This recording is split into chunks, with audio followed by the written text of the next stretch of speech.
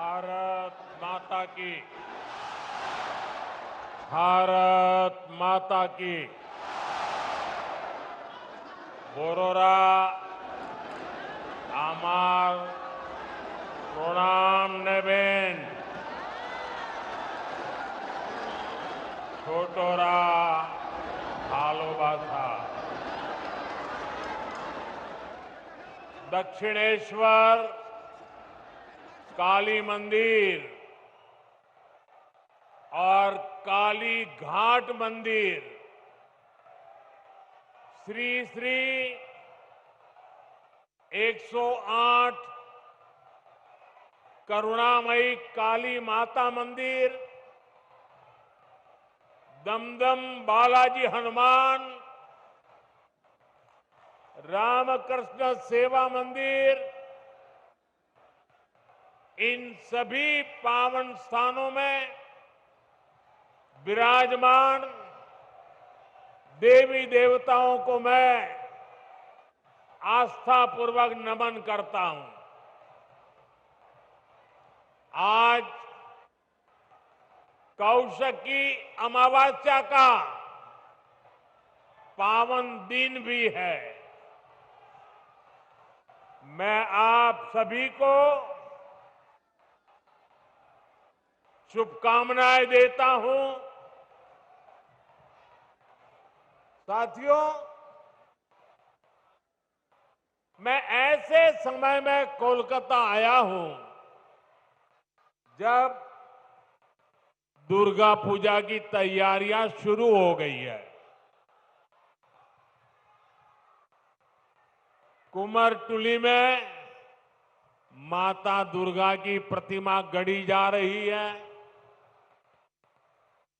बड़ा बाजार से पार्क स्ट्रीट तक कोलकाता नए रंग में, नई रौनक के साथ सज रहा है। आस्था और आनंद के पर्व के साथ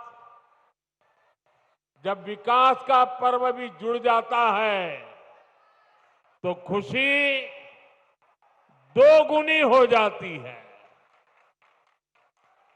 यहां से कुछ ही दूरी पर मुझे कोलकाता मेट्रो और हाईवे से जुड़े बड़े प्रोजेक्ट का शिलान्यास और लोकार्पण का अवसर मिला है। मैं दमदम के, कोलकाता के आप सभी लोगों को बधाई देता हूं। साथियों, पश्चिम बंगाल आबादी के लिहाज से देश के सबसे बड़े राज्यों में से एक है। इसलिए जब तक पश्चिम बंगाल का सामर्थ्य नहीं बढ़ेगा तब तक विकसित भारत की यात्रा सफल नहीं हो पाएगी, क्योंकि बीजेपी का कन्विक्शन है, बीजेपी मानती है, बीजेपी की श्रद्धा है, बांग्लार उदय तबेई विकसितो भारतेर जय। इसलिए बीते 11 वर्षों में केंद्र की बीजेपी सरकार ने पश्चिम बंगाल के विकास के लिए लगातार हर प्रकार की मदद दी है। बंगाल में नेशनल हाईवे के निर्माण के लिए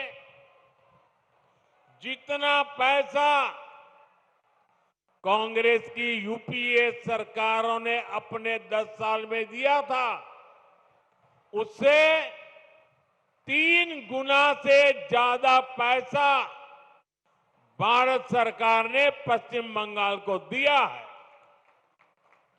रेलवे के लिए भी बंगाल का बजट पहले की तुलना में 3 गुना बढ़ाया गया है। लेकिन साथियों, बंगाल में विकास कार्यों के सामने एक बहुत बड़ी चुनौती भी है। चुनौती ये कि बंगाल के लिए जो पैसा हम राज्य सरकार को सीधे भेजते हैं, उसका ज्यादातर हिस्सा यहां लूट लिया जाता है।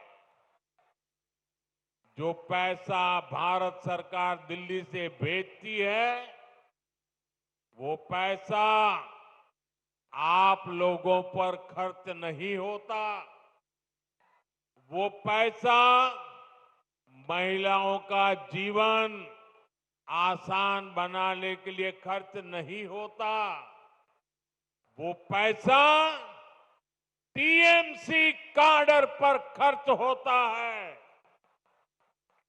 इसलिए गरीब कल्याण की अनेक योजनाओं में बंगाल देश के दूसरे राज्यों से पिछड़ा हुआ है।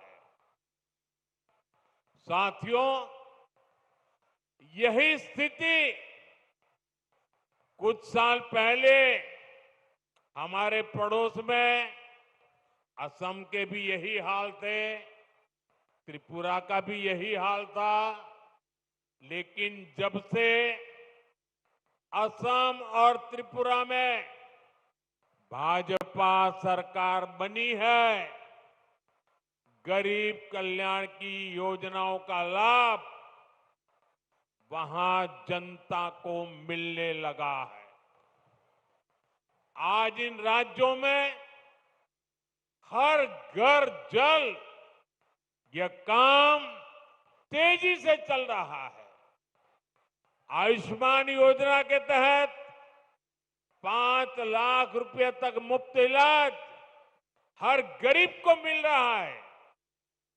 गरीबों के पक्के घर बन रहे हैं। बंगाल में भी जनता तक सारी योजनाओं का लाभ पहुंचाने के लिए जरूरी है कि यहां पश्चिम बंगाल में भाजपा सरकार होनी चाहिए।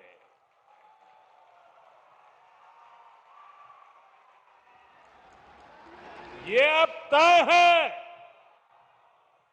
टीएमसी जावे, बीजेपी आसबे।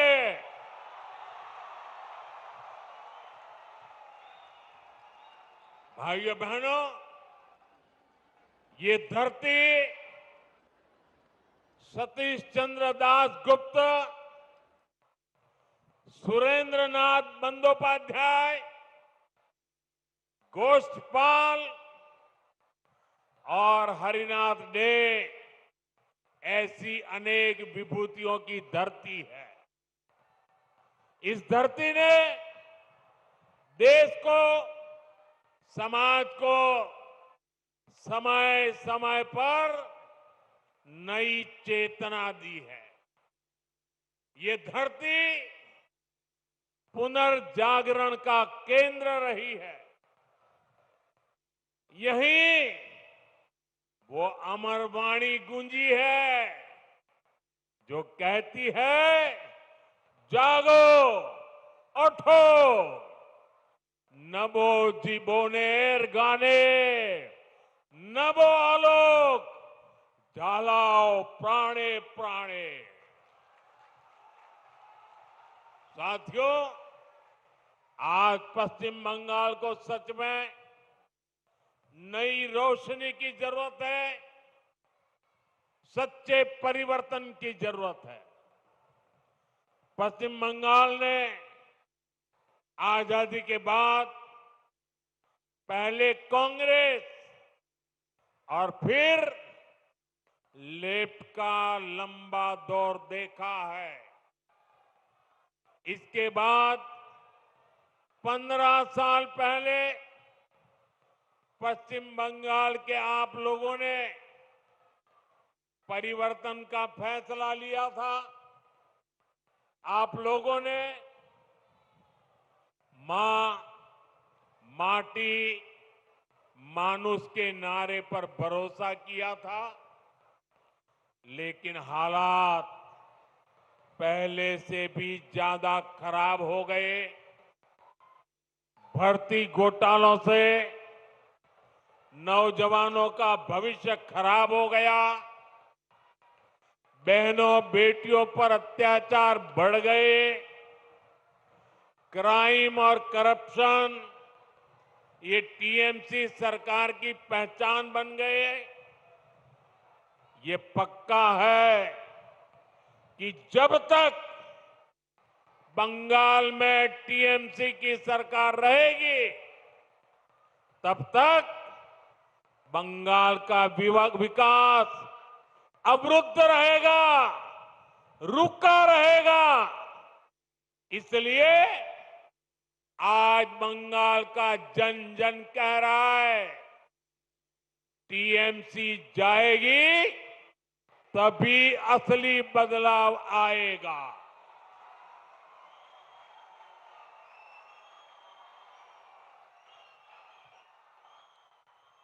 टीएमसी जाबे तबेई আসল পরিবর্তন আসবে।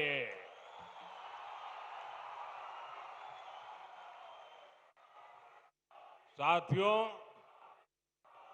21वीं सदी के 25 साल तो बीत चुके हैं। आने वाले साल देश की तरह ही बंगाल के लिए भी बहुत अहम है। हमें ये समय ऐसे ही नहीं निकलने देना है। इसलिए बंगाल को चाहिए सच्चा परिवर्तन, आशोल परिवर्तन, परिवर्तन जो नारे में नहीं काम में दिखे, परिवर्तन जो उद्योग लगाए, घर के बेटे बेटी को बंगाल में ही नौकरी दे, परिवर्तन जो बेटियों को सुरक्षा दे, मकान और दुकान को जलने से बचाए, परिवर्तन जो किसान को सुविधा दे, किसान को सम्मान दे, फसल का सही दाम दे, परिवर्तन जहां अपराधी और भ्रष्टाचारी सरकार में नहीं जेल में होंगे, ऐसा परिवर्तन जहां सुशासन होगा, गरीब से गरीब भी सम्मान का जीवन जिएगा। और ये सच्चा परिवर्तन सिर्फ और सिर्फ भाजपा ही ला सकती है। और इसलिए बंगाल के घर घर में हमें एक बात पहुंचानी है। बंगाल के हर कोने से एक ही आवाज आनी चाहिए, बाजते चाय बीजेपी ताई।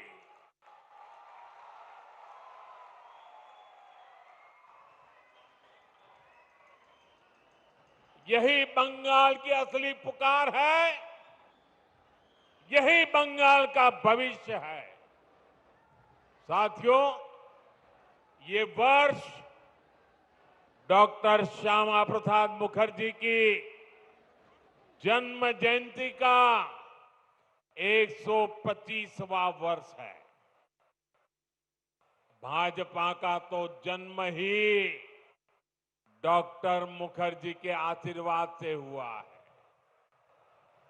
वे भारत के औद्योगिक विकास के जनक रहे हैं। दुर्भाग्य से कांग्रेस ने कभी उनको इसका श्रेय नहीं दिया।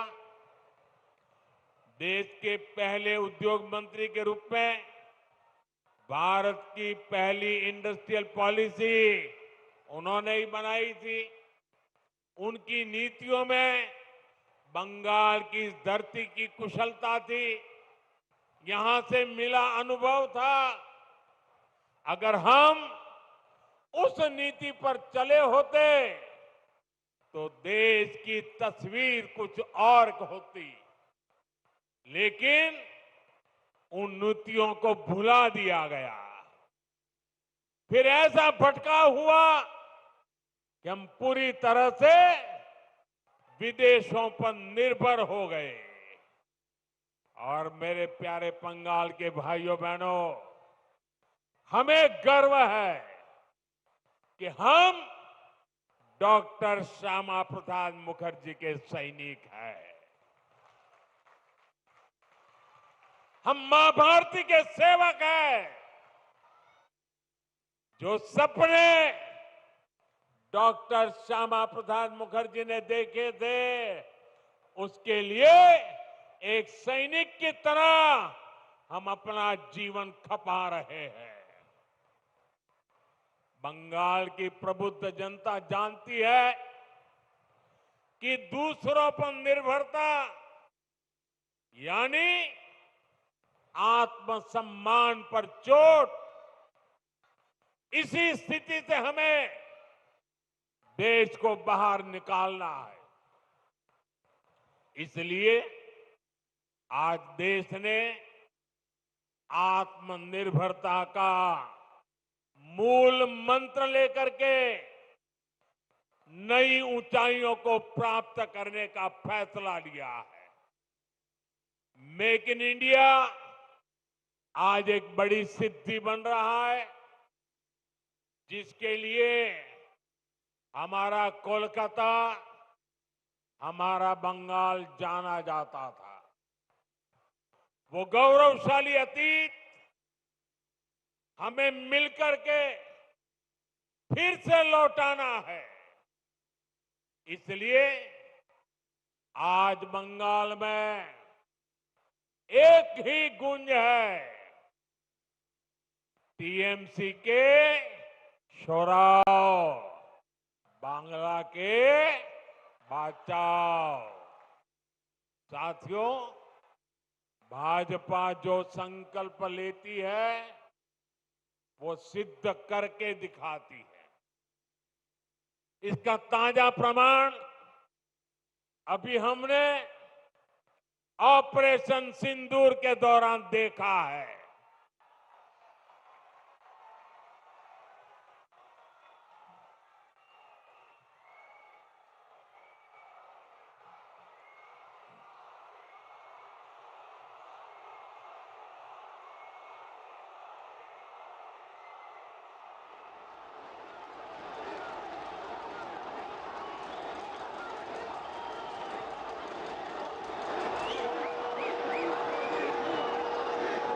हमारी सेना ने सीमा पार आतंकियों और आतंक के आकाओं के अड्डों को खंडहर में बदल दिया।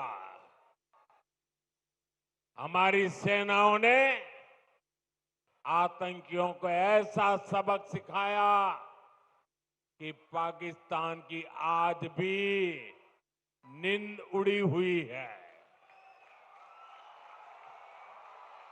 भारत की इस सफलता के पीछे बहुत बड़ी शक्ति मेड इन इंडिया अस्त्र शस्त्र की रही है। और मुझे गर्व है कि भारत की सेना को ताकत देने में बंगाल के इस इलाके की भूमि का बहुत बड़ा योगदान है। इच्छापुर में गुलामी के कालखंड में डिफेंस मैन्युफैक्चरिंग का काम शुरू हुआ था। लेकिन कांग्रेस की सरकारों ने भारत की ऐसी डिफेंस इंडस्ट्री को बर्बाद कर दिया था, हमारी सेना को विदेशों पर निर्भर कर दिया था। अब भाजपा सरकार ने भारत की डिफेंस इंडस्ट्री को नई ऊर्जा दी। इसका लाभ यहां की फैक्ट्री को भी मिला है। आज ये फैक्ट्री आधुनिक राइफल और अन्य हथियार बना रही है। इससे यहां छोटे छोटे उद्यमियों के लिए नए अवसर बने हैं। इन कारखानों के कारण दमदम, बैरकपुर क्षेत्र में हजारों लोगों को रोजगार मिल रहा है। साथियों, इच्छापुर डिफेंस फैक्ट्री सिर्फ एक उदाहरण है। आप यहां 2026 में भाजपा सरकार बनाइए, हम बंगाल को डॉक्टर श्यामा प्रसाद मुखर्जी के सपनों का बंगाल बनाएंगे।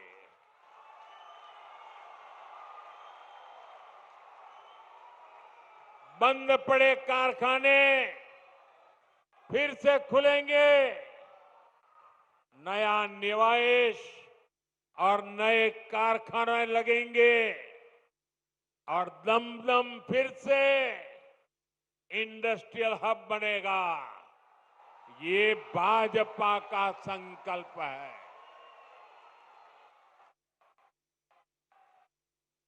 विकसितो बांग्ला, मोदी गारंटी।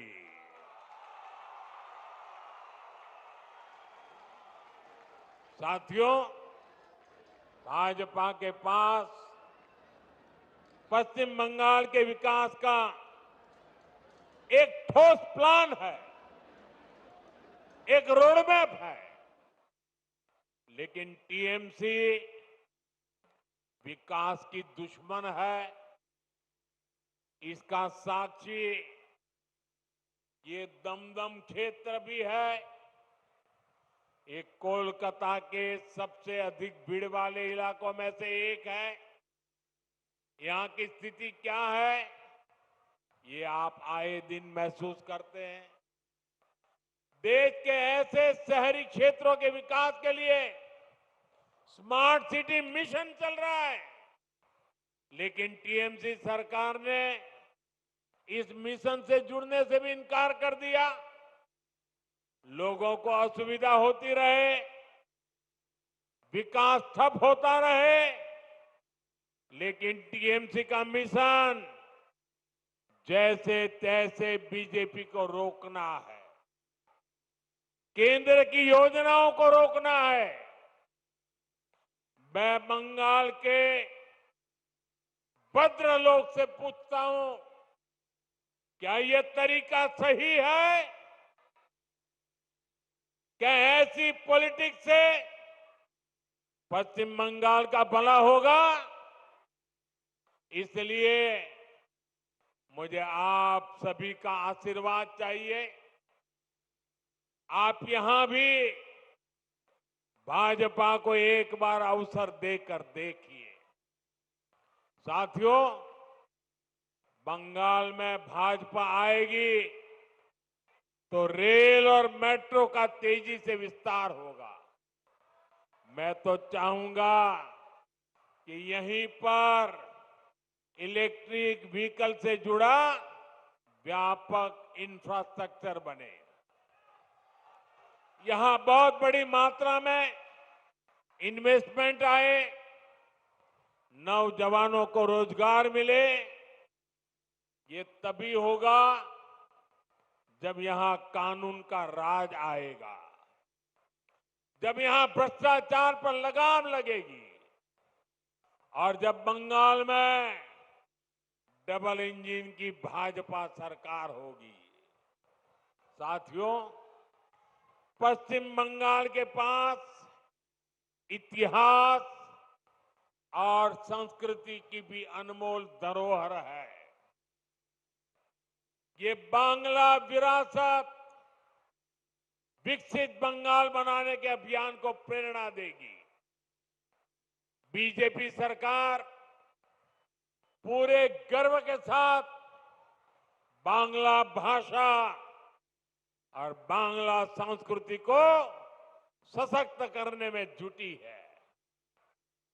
ये हमारा सौभाग्य है कि हमें बांग्ला भाषा को क्लासिकल लैंग्वेज यानी शास्त्रीय भाषा का दर्जा देने का सौभाग्य मिला।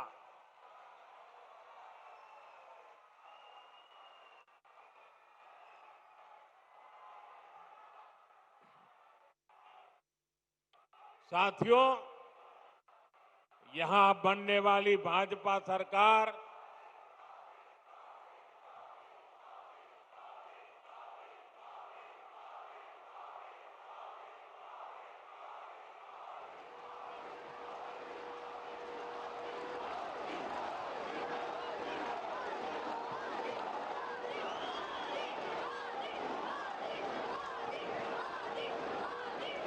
साथियों, जब भाजपा सरकार बनेगी, हेरिटेज टूरिज्म पर भी बल देने का हमारा प्लान है। साथियों, हम गंगा जी पर जो इनलैंड वाटरवे बना रहे हैं या फिर जो हमारा समंदर है, इसमें क्रूज टूरिज्म के लिए बहुत संभावना है। ऐसी हर संभावना को भाजपा सरकार बनने के बाद तलाशा जाएगा, ताकि पश्चिम बंगाल के नौजवानों को काम के लिए कहीं और जाने के लिए मजबूर न होना पड़े। साथियों, इस बार लाल किले से मैंने देश की एक बहुत बड़ी चिंता की चर्चा की है। ये चिंता घुसपैठ के बढ़ते खतरे की है। कोलकाता के पश्चिम बंगाल के लोग समय से आगे की सोचते हैं, इसलिए आपके बीच मैं लगातार इस बहुत बड़ी राष्ट्रीय चुनौती की चर्चा करता रहा हूं। आजकल आप देखते हैं, जिन देशों को विकसित कहा जाता है, जिनके पास संसाधनों की कोई कमी नहीं है, वहां घुसपैठियों के खिलाफ मुहिम चल रही है। ये देश अब घुसपैठियों को ज्यादा नहीं सह सकता। घुसपैठियों को निकालना चाहिए कि नहीं निकालना चाहिए? घुसपैठिए जाने चाहिए कि नहीं जाने चाहिए? उनको भगाना होगा कि नहीं भगाना होगा? कौन भगा सकता है? कौन भगा सकता है? घुसपैठियों से बंगाल को कौन मुक्त करा सकता है? घुसपैठियों से बंगाल को कौन मुक्त करा सकता है? साथियों, मोदी नहीं, भाजपा नहीं, आपका एक वोट करा सकता है। आपका एक वोट, एक बार वोट दे दीजिए, ये घुसपैठिए भाग जाने लग जाएंगे जी। साथियों, भारत के पास तो संसाधन सीमित है। हमें अपने नौजवानों को रोजगार देना है, अपने नागरिकों को सुविधाएं देनी है।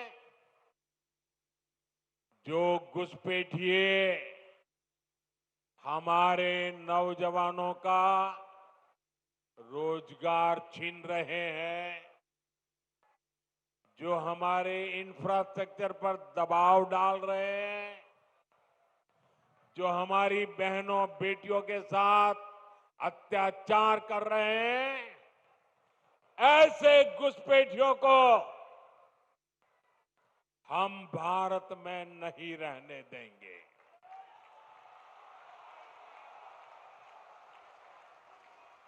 इसलिए भारत सरकार ने घुसपैठियों के खिलाफ इतना बड़ा अभियान चलाया हुआ है।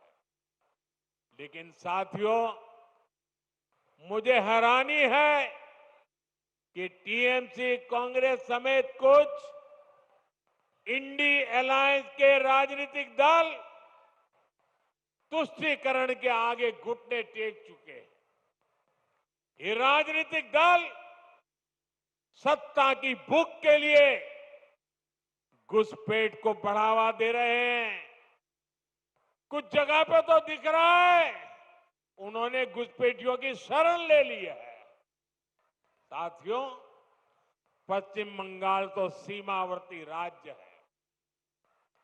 जिस प्रकार बॉर्डर के इलाकों में डेमोग्राफी बदली जा रही है, ये पश्चिम बंगाल में सामाजिक संकट भी पैदा कर रहा है। खास तौर पर किसानों से धोखाधड़ी करके उनकी जमीन पर कब्जा किया जा रहा है। आदिवासियों को गुमराह करके उनकी जमीन हड़पी जा रही है। देश ये सहन नहीं कर सकता। इसको रोकना ही होगा। इसलिए इस बार लाल किले से मैंने घुसपैठ के खिलाफ विशेष डेमोग्राफी मिशन की घोषणा की है। जो लोग सिर्फ यहां हमारे लोगों की रोजी रोटी छीनने आए हैं, जो फर्जी तरीके से कागज बनाकर रुक गए हैं, उनको यहां से जाना ही होगा।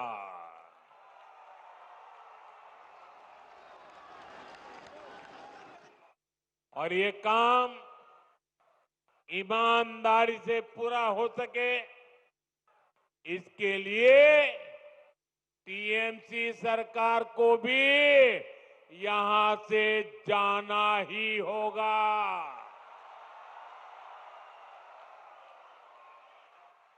साथियों, पिछले 11 साल से देश भ्रष्टाचार के खिलाफ निर्णायक लड़ाई लड़ रहा है। अब इसी दिशा में देश ने एक और बड़ा कदम उठाया है। इस बार लोकसभा में भाजपा सरकार एक बहुत बड़ा एंटी करप्शन बिल लेकर आई है। मैं बंगाल के लोगों से इस बिल के बारे में विशेष तौर पर बात करूंगा। साथियों, आप भी जानते हैं, हमारे देश में अगर एक छोटा सा सरकारी कर्मचारी, चाहे वो सरकारी कर्मचारी ड्राइवर हो, प्यून हो, सरकार की किसी कैंटीन में काम करता हो, सरकार में कहीं साफ सफाई का काम करता हो, अगर वो कर्मचारी को किसी पुलिस वाले ने जेल में बंद कर दिया, तो करीब करीब 50 घंटे में अगर उसको जमानत नहीं मिली और 50 घंटे जेल में रह गया, तो ऑटोमेटिक उसकी नौकरी चली जाती है, सस्पेंड हो जाता है। एक छोटा मुलाजिम 2 दिन अगर जेल में रहे तो उसकी जिंदगी तबाह करने के कानून है। लेकिन कोई मुख्यमंत्री, कोई मंत्री, प्रधानमंत्री अगर जेल चला जाए तो उसके लिए कोई कानून नहीं है। और हालत तो देखिए, आजकल ये लोग इतने गिरे हैं कि जेल से भी सरकार चलाने की कोशिश कर रहे हैं। पश्चिम बंगाल ने ये साक्षात देखा है, बार बार कई बार अनुभव किया है। टीएमसी के एक मंत्री टीचर्स घोटाले में आज तक जेल में है। शिक्षक भर्ती का गंभीर घोटाला, घर से नोटों का पहाड़ मिला, लेकिन तब भी वो मंत्री कुर्सी छोड़ने को तैयार नहीं थे। जनता की हर भावना को यहां निर्ममता से कुचला जाता रहा।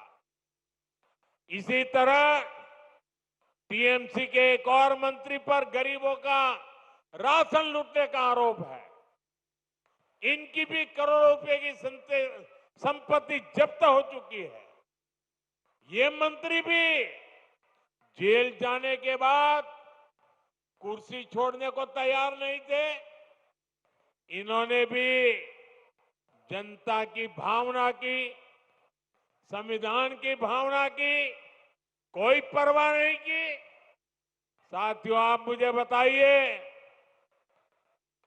ऐसे लोग जो भ्रष्ट है, जो जनता को धोखा दे रहे हैं, क्या उन्हें सरकार में अपने पद पर रहने का हक है क्या?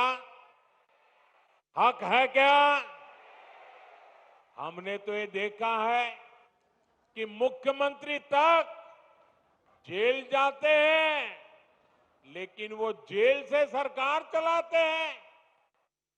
ये संविधान का, लोकतंत्र का सरासर अपमान है और मोदी संविधान का यह अपमान होते नहीं देख सकता। इसलिए मैंने तय किया, ये सब नहीं चल सकता। मंत्री हो, मुख्यमंत्री हो, अरे इतना ही नहीं, प्रधानमंत्री को भी सख्त कानून के दायरे में लाया हूं।